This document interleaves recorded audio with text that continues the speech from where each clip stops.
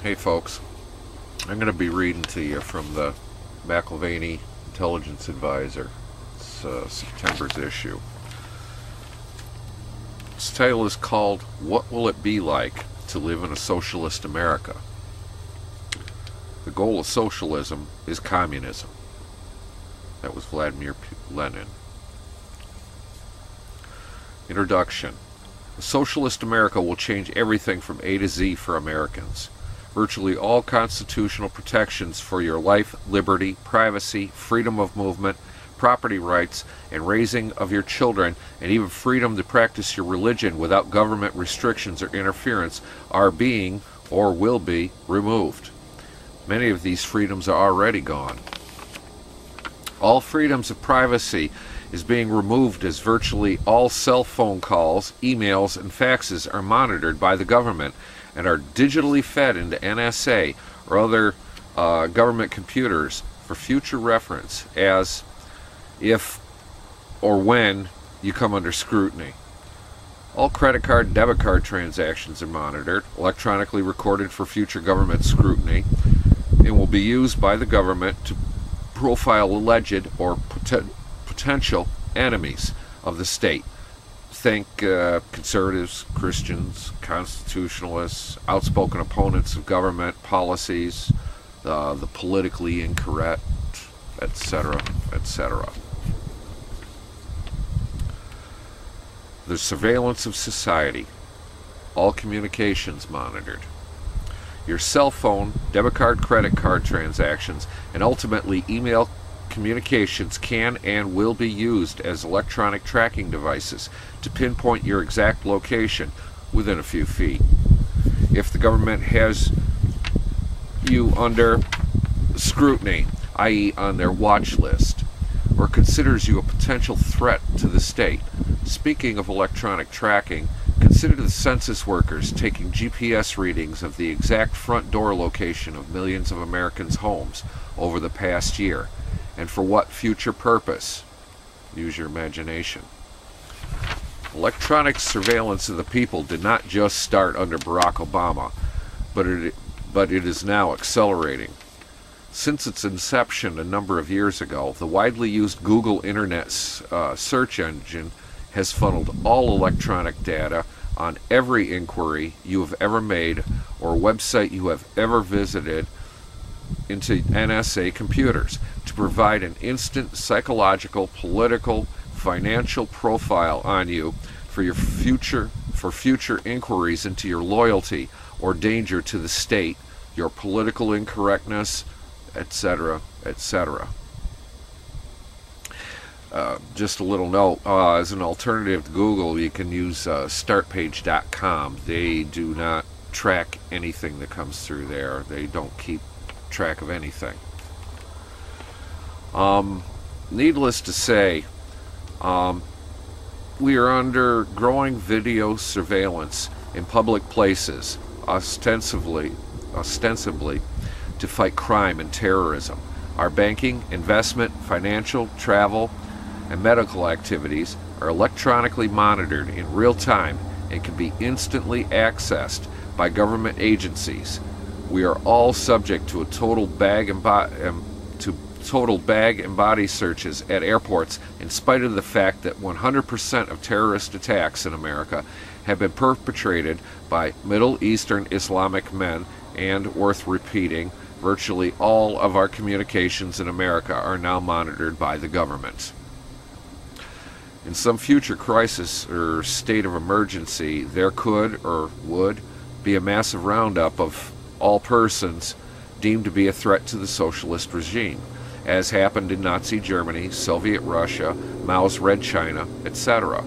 But those socialist communist dictatorships did not have comprehensive computerized electronic dossiers on every citizen, such as our socialist government now has, or is presently amassing. Also, part of America's emerging socialist reality will be controls on everything, on virtually all businesses and persons, on our finances, on anything construed to be related to the environment, on the movement of funds, out of the U.S., i.e. de facto exchange controls already exist, with almost no foreign banks in the world willing to accept or retain American accounts because of nonstop harassment from U.S. government agencies.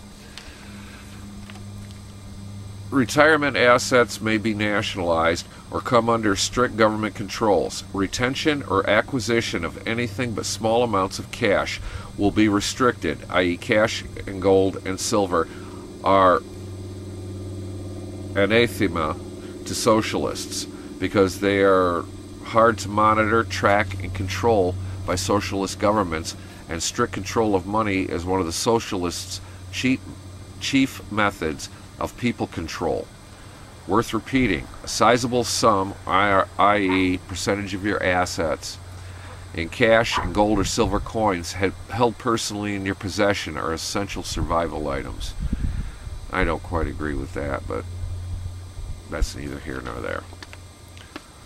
Towards censorship, control of all information. Another element of the coming socialist controls is information control, i.e. censorship of television, radio, newspapers, newsletters, and especially the internet. The liberal Eastern establishment and political left have controlled the mainline media, television networks, and most major newspapers in America for over 50 years. Fox News seems to be the notable and rather recent exception. But the internet is a gaping hole in the political left's information monopoly, wherein tens of millions of freedom-loving Americans get instant information on the machinations, mendacity, and maneuvers of the political left. Totalitarian regimes must shut down or censor the internet, as Red China is now doing, and Barack Obama is moving to do just that. His internet czar, Susan P. Crawford, who has substantial Marxist connections, is pushing to censor the internet, translation, eliminate all conservative, constitutionalist, anti-Obama, Christian, pro-freedom content, etc. They call this censorship net neutrality. Obama can do this through executive order. Yeah, but this would precipitate the anger of tens of millions of internet users, conservative or liberal. More likely, they would do this in the wake of a cyber attack on the internet, to be blamed on unknown terrorists, or in the aftermath of a severe terrorist attack in America, and as part of a state of national emergency or martial law which would follow immediately.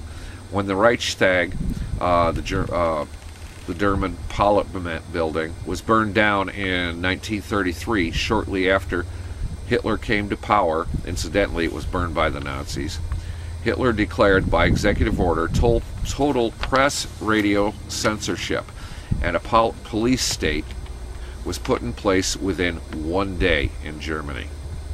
Obama and his Marxist comrades are to consolidate their power in America before a huge public backlash derails them.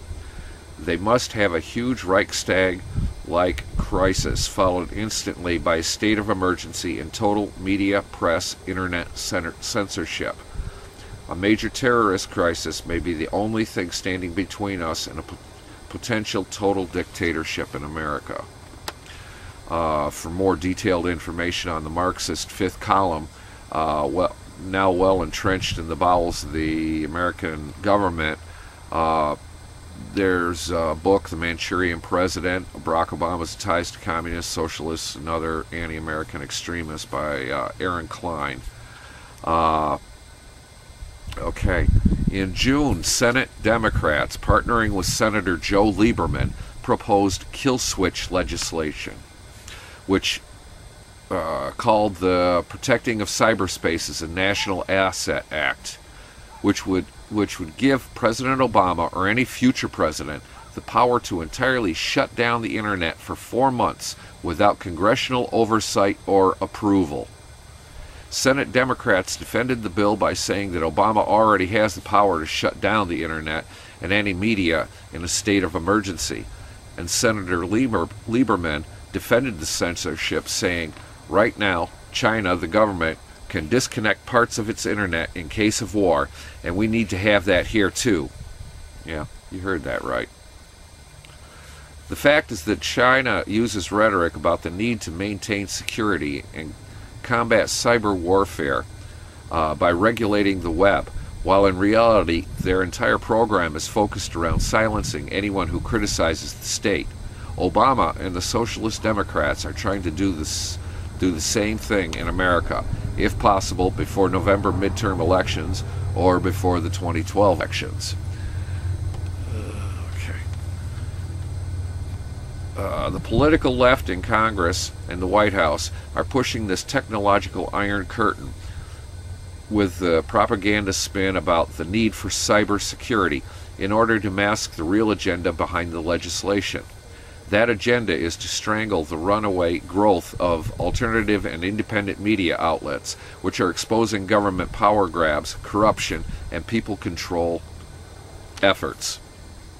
The real agenda behind government control of the internet has always been to strangle and suffocate independent media outlets that are now competing with and even displacing establishment press organs. Websites like the Drudge Report now attract more traffic than many large newspapers combined. As part of this war against independent media, the FTC recently proposed a drudge tax that would use fees imposed on independent media organizations to fund mainstream newspapers. Call it quits on this one. We'll be back with another part. Peace.